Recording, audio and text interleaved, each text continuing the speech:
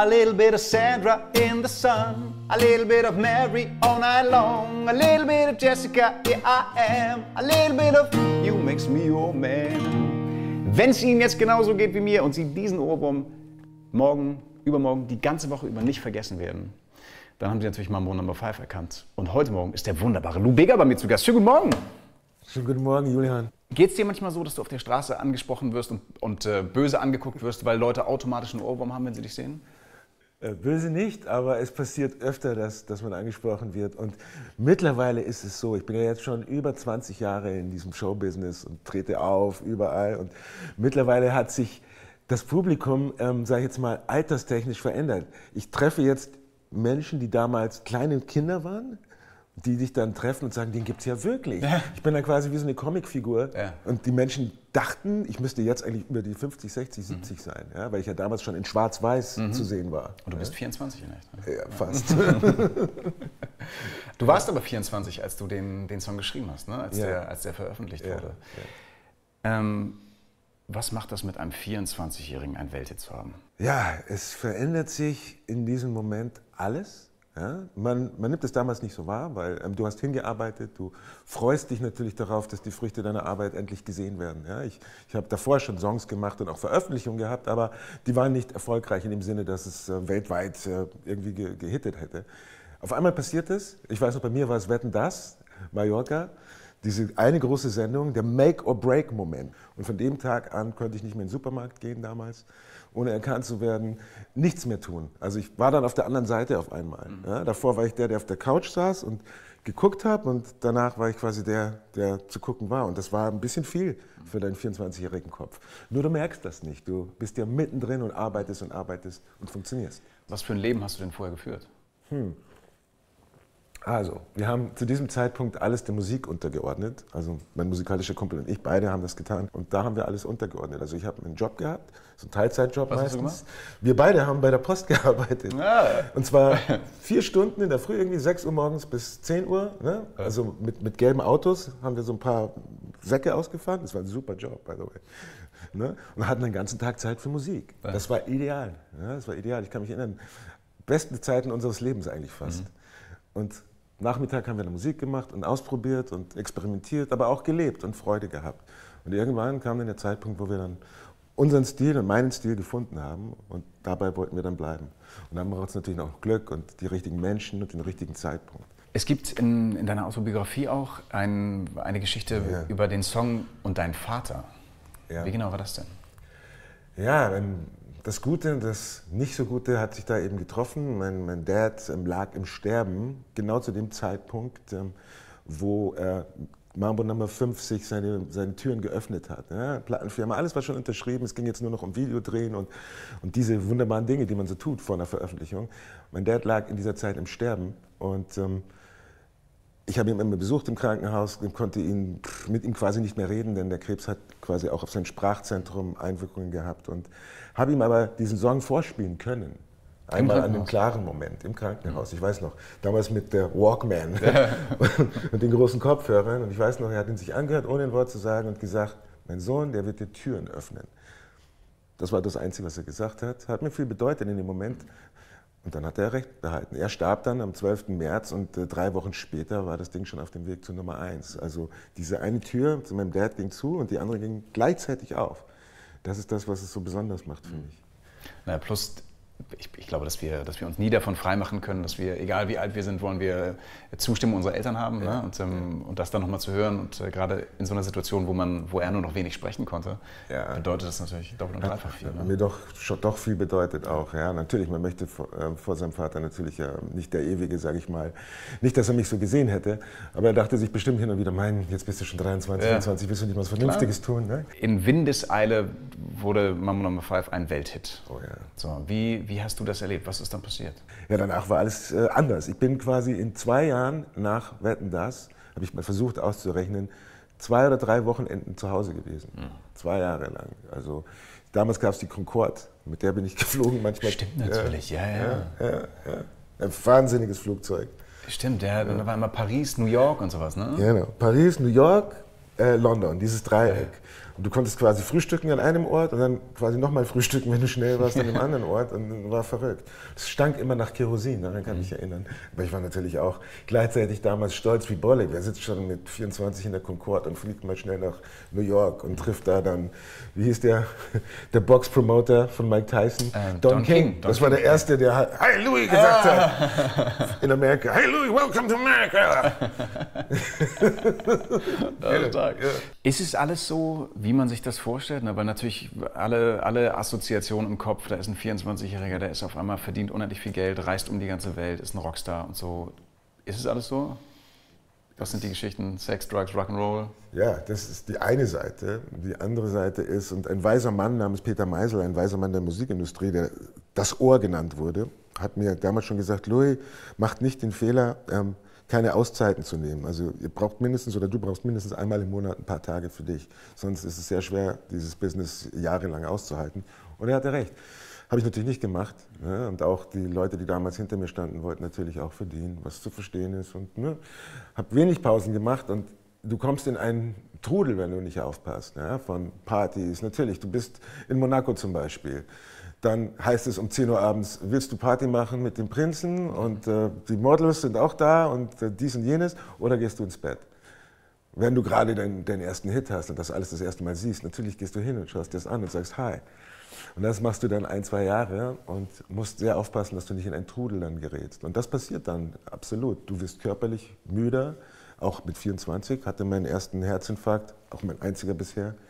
Halleluja. Dann nach der Tour mit Cher, nach dem 20. Gig oder sowas, wo ich dann einfach nicht mehr konnte. Aber ich wollte funktionieren. Aber erzähl mir das mal, weil du sagst es so nebenbei. Also erstmal der Satz, ich war mit Cher auf Tour, ist schon, weißt du, das ist schon so ein Wahnsinnssatz in echt, ne? Ja, wirklich, Gott, oder? Wie genau war die Geschichte mit deinem Herzinfarkt? Ja, also ich war zu dem Zeitpunkt so 1,5 Jahre gefühlt, aber schon 5 Jahre auf Tour. Und dann hieß es auf einmal mit Cher zusammen 25 Städte durch Amerika mit dem Nightliner, das ist ein Bus. Ja? Jeden Tag quasi woanders und dann da auftreten quasi. Ich bin mit der Band dort, 30 Minuten spielst du und dann spielt Cher, das ist alles. Die nennen sowas Guest-Star da sein, aber du wirst behandelt wie der absolute Rockstar. Wir hatten 2 Busse, die Tänzerin und die Band in dem einen, ich und noch ein paar andere Tänzer und die Crew im anderen Bus und es war eine coole Zeit. Partys, Spaß haben, dann spielen, schlecht essen, ja? Domino's Pizza, ja, irgendwie ab 11 Uhr abends, ja. So halt. Und das die ganze Zeit und irgendwann, glaube ich, bezahlst du dann eben dafür. Und ich habe ich habe dafür bezahlt mit diesem Herzinfarkt. Ich glaube, 20. Gig, ich weiß noch, Philadelphia, boom. Im Backstage? Nee, im Hotel. Im Hotel. Im Hotel. Und ich bleib liegen und wach auf dann, als die Ärzte schon da waren. Und dann war es eben so und für mich war dann auch die Tour zu Ende. Wenn du so erzählst, von Exzessen erzählst, Herzinfarkt erzählst und so, das kann ja auf der einen Seite bedeuten, man genießt die Zeit einfach so, weil es so überwältigend ist. Auf der anderen Seite kann das natürlich auch heißen, irgendwas vermisst man. Ja. So, was hat dir damals gefehlt? Hast du das irgendwie gespürt schon? Ja, also das, was mir am allermeisten gefehlt hat, so nach einem Jahr, ist das wirklich teilen zu können mit einer Familie oder mit Personen, die dir wirklich nahestehen. Weil du bist immer alleine um die Welt gereist, mehr oder weniger. Du hast zwar hin und wieder mal Freunde mitgenommen, ne? Das ging schon. Aber trotzdem bist du alleine an der Front. Und das hat mir von Anfang an ein bisschen gefehlt, ja?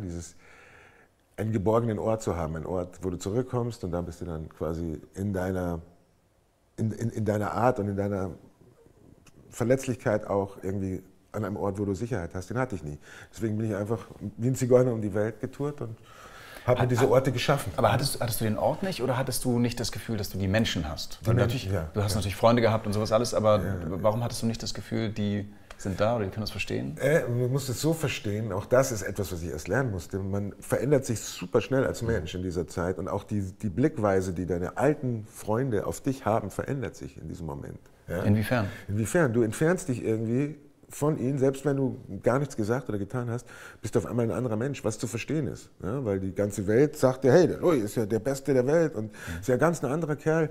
Für die bist du der David von vorher. Und es ist schwer für sie zusammenzubekommen. Damals war ich ein bisschen sauer darauf, dass sie es nicht verstanden haben.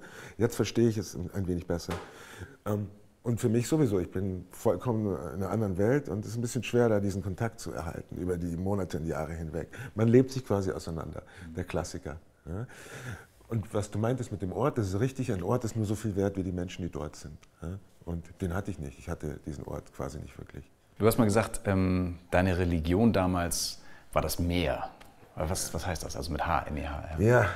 Ja, meine Religion damals war eben M-E-H-R. Ich habe spirituell schon gesucht, aber habe an den falschen Enden quasi gesucht. Und mit mehr meine ich natürlich mehr Partys, mehr Alkohol, mehr Autos, mehr Mädels, mehr von dem Zeug, von dem die Welt dir sagt, das macht dich glücklich. Ja? Also wie so ein schwarzes Loch, das gefüllt werden muss und irgendwann ist es vielleicht voll und dann ist gut. Aber dass es ein Loch ist, das nie gefüllt werden kann, habe ich vielleicht geahnt, habe ich nicht gewusst. Und ich fülle es über die Jahre eben und komme an den Punkt, wo ich sage, hey, das bringt alles nichts. Ja, jetzt hast du einen Aston Martin gehabt und das andere Auto verkauft. Wollen wir nicht ein Schiff lieber? Es wird absurd irgendwann und dein Herz ist trotzdem nicht erfüllt und großartig happy. Ja? Obwohl du die materiellen Dinge abgedeckt hast. Du denkst dir in deiner Kindheit, so wie ich sie gelebt habe, die, sag ich jetzt mal, ich will nicht sagen, ich war extrem arm, aber es war nicht vollkommen, ich bin nicht vollkommen problemlos aufgewachsen, sagen wir es mal so. Da denkst du, dass du das abdecken musst dann, ja? Spätestens mit 24, die erste Million, und dann hast du es abgedeckt und dann ist alles gut. Und mit Geld kann man viele Probleme covern, kann man auch, aber nicht alles. Und das ist passiert und es hat sich trotzdem nicht diese Ruhe, dieser Frieden eingestellt bei mir. Ja? Und das hat mich erstaunt. Wann kam denn der Moment, wo du gesagt hast, ich versuche jetzt was anderes, meine Suche geht in eine andere Richtung? Ja, das ist bei mir komplex gewesen. Also ich habe ja dann geheiratet und bin Vater geworden und das alles hat mich schon mal friedvoller gemacht und mich mit mehr Frieden gefüllt. Das war schon mal der richtige Weg, ein Etappenweg. Und dann trotzdem fällst du immer wieder in deine alten Muster zurück und bist nicht wirklich da, wo du sein möchtest. Und bei uns kam es dann so, dass wir quasi in unserer Ehe Probleme hatten, ne? Und gesagt haben, hey, so kann es nicht weitergehen. Lass uns auf eine Insel fahren. Ne? Und die Insel ist die Malediven, by the way. Das war immer so unser Rückzugsort. Wenn es irgendwie zu stressig war, fanden wir die Malediven immer cool. Also sind wir hingeflogen, 7 Tage und dann sprechen wir uns aus und dann wird alles super. Regen, Sturm. Wer da schon mal war, weiß, du kannst auf dieser Miniaturinsel nichts machen, außer baden. Und wenn Sturm ist, eben nicht. Also du läufst um die Insel, es ist dunkel, es war wie, als ob der Tsunami in der nächsten Minute kommen würde und uns wegspülen würde. Es war wirklich eine Geisterstimmung da. Naja, irgendjemand hat eine Bibel hinterlassen, vielen Dank, die ich in meinem Leben noch nie wirklich gelesen habe. Ich hatte immer so das Gefühl, das ist nicht das Buch, das ich lesen sollte. Ich verstehe es nicht. Ich habe es bestimmt mal probiert, aber irgendwie war da kein Zugang für mich. Hat sich herausgestellt, an diesem Abend hatte ich den Zugang und lese diese eine Seite, Johannes 3,5, die bleibt bei mir jetzt am meisten kleben und die hat mich verändert, dass ich quasi verstanden habe, ich muss zu Gott kommen. Ja? Er kann nur zu mir kommen, wenn ich die Tür aufmache. Ja? Denn er sagt, es ist du musst dich dafür entscheiden. Er sagt, tu Buße, kehrt um. Und dann komme ich mit 2 Schritten auf dich zu. Dann Frau war nicht dabei? Ja, die sagten, es war nachts. Okay. Also ich bin um die Insel gelaufen, konnte nicht schlafen, und es war nachts und wollte meine Ruhe haben. Und dann geht eine Träne, ne, eine Wange runter. Und in diesem Moment kommt seine ganze Fülle. Jetzt weiß ich, dass er echt ist. Und er umarmt dich wie ein Sohn, der verloren gegangen ist. Also ich bin ja auch verloren gegangen für ihn, für eine lange Zeit. Und jetzt weiß ich auch, ich habe bestimmt lange nicht zugehört. Und umarmt dich in diesem Moment. Und alles fällt ab von dir. Das, was dich davor belastet hat, spielt keine Rolle mehr in diesem Moment. Er hat dich davon reingemacht und hat dich umarmt und hat dich als Kind akzeptiert in diesem Moment. Und das war ein überwältigender Moment, der mich so verändert hat, dass meine Frau am nächsten Morgen sofort gesehen hat, da ist irgendwas anders bei dir. Ja. Verrückt. Und sie hatte dieses Erlebnis schon vorher. Sie hatte das schon ein Jahr vorher mit sich. Ja. Ich konnte daran nicht teilhaben, habe es nicht verstanden so ganz. Und ich habe es dann ein Jahr später gehabt. Und dann hatten wir quasi unsere Ehe gerettet, auf eine ganz andere Art, als wir dachten. Nicht aus unseren Gesprächen heraus, sondern weil ich quasi endlich mal auf die Knie gegangen bin. Es hat viel mit Demo zu tun. Und wenn man in dieses Popstar-Leben reinkommt, ist es nun mal so, dass du wirst angehimmelt, ne? Vieles wird für dich getan, es geht um dich, du bist auf der Bühne, Fotos werden gemacht, Selfies, das kann dich schon füttern. Ja? Selbst wenn du nach außen humble aussiehst, demütig aussiehst, kann das tricky werden. Ich sage sogar, es gibt Menschen, die sind sogar stolz darauf, demütig zu sein. Ja? Verstehst du, es ist so tricky. Das ist noch gar nicht so lange her, dass du und deine Frau euch habt taufen lassen. Ne? Nein. Wie kam es dazu? Wie kam es dazu? Also wir sind beide zu ihm gekommen, zum Herrn gekommen, an verschiedenen Orten, zu verschiedenen Zeitpunkten. Und dann sind wir den Weg gemeinsam als Mann und Frau gegangen. Das hat unsere Ehe extrem gefestigt. Wir waren davor Menschen, die sich geliebt haben. Ja? Wir hatten unsere Streitereien und wieder. Aber danach waren wir ein Team. Wir waren quasi wie Mann und Frau sein sollten auf einmal. Und wir hatten ihn als Dritten, der dieses Band festgehalten hat. Man sagt in der Ehe, es sind 3 Bänder, wenn man mit dem Herrn geht.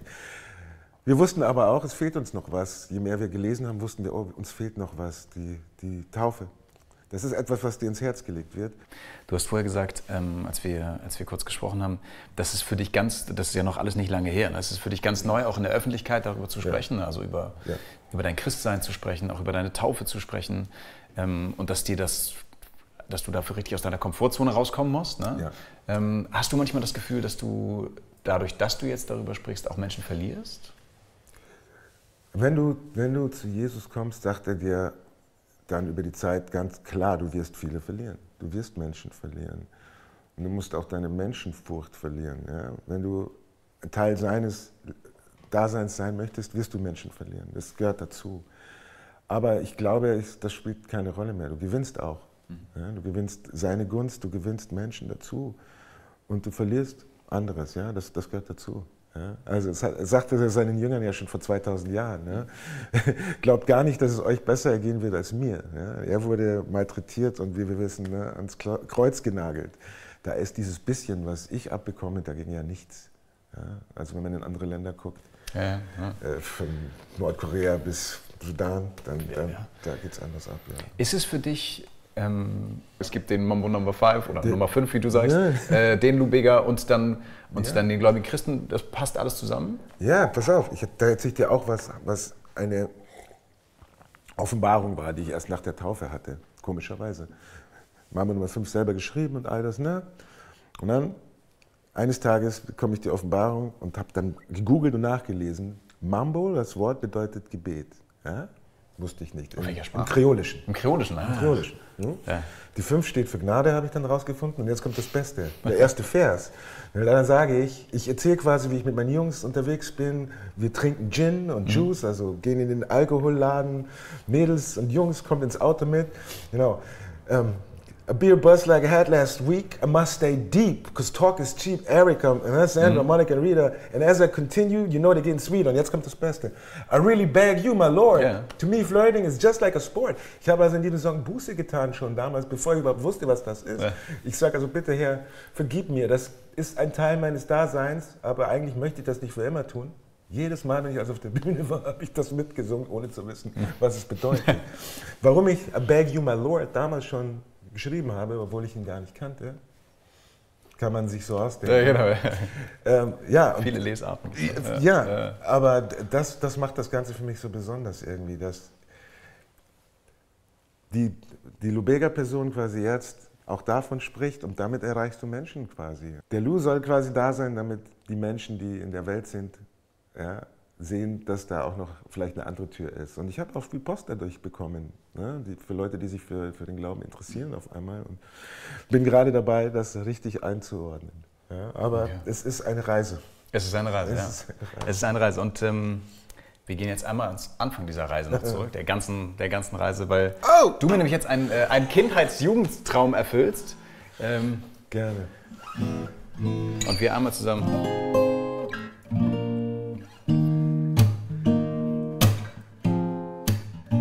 A little bit of Monica in my life, a little bit of Erica by my side, a little bit of Rita's all I need, a little bit of what I see, a little bit of Sandra in the sun, a little bit of Mary all night long, a little bit of Jessica, here I am, a little bit of you makes me your man. Watch it! Vielen Dank, dass du heute Morgen hier zu Gast warst, bei uns bei So gesehen Talk am Sonntag. Vielen Dank, dass Sie auch zu Gast waren Hier seien Sie nächstes Mal auch dabei. So gesehen Talk am Sonntag hier in Sat.1. Ich freue mich auf Sie. Bis dann. Tschüss. Ja,